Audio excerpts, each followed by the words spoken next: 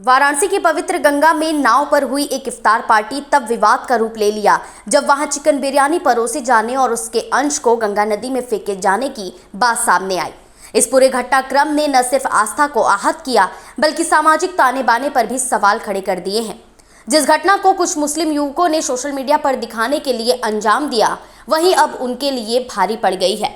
अदालत में पेशी के दौरान मुस्लिम युवक फूट फूट कर रोते नजर आए, रिहाई की गुहार लगाते, लेकिन अदालत ने उनकी जमानत याचिका खारिज करते हुए उन्हें जेल भेज दिया है।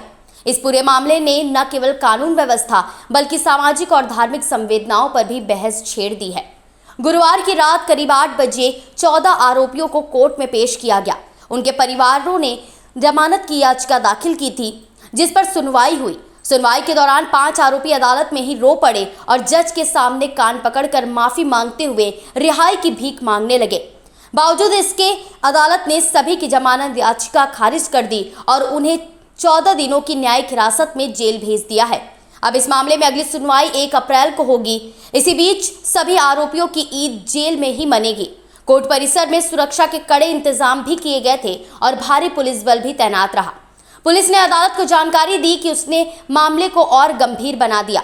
कोतवाली थाना प्रभारी दयाशंकर सिंह के अनुसार इन युवकों ने नाव और नाविक को जबरन कब्जे में लेकर गंगा के बीच इफ्तार पार्टी की थी। नाविक ने मना करने पर उसे जान से मारने की धमकी भी दी गई। कोतवाली थाना प्रभारी ने इसे नाव हाईजैक करने और नाविक के अपहरण जैसा गंभीर अपराध बताया, जिसके बाद अदालत ने सभी की जमानत याचिका को खारिज करते हुए उन्हें जेल भेज दिया है। कि आरोपियों का जो कृत्य था उसको माननीय न्यायालय ने गंभीर पाया। आरोपियों ने सिर्फ गंगा जी में जा करके उनको गंदा करने, उनको अपवित्र करने का ही काम नहीं किया।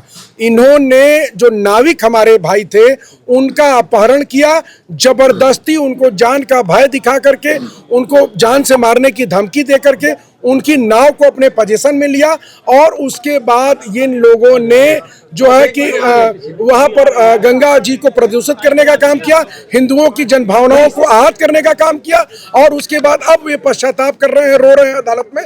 जो टर्निंग पॉइंट था उसमें जो नाविक थे, जैसा कि हमने पहले बताया था, रंजन साहनी और अनिल साहनी का बयान जो विवेचक ने पर्चा नंबर 4 पे दर्ज किया था, उसको पब्लिक प्रोसिक्यूटर ने पढ़ के कोर्ट को सुनाया और यह बताया कि उसके इच्छा के विपरीत नाव को ले जाया गया, उसको जबरदस्ती ले जाया गया। लिहाजा इसमें बीएनएस की धारा 308(5) बनती है, जिसमें 10 साल की अधिक की सजा है।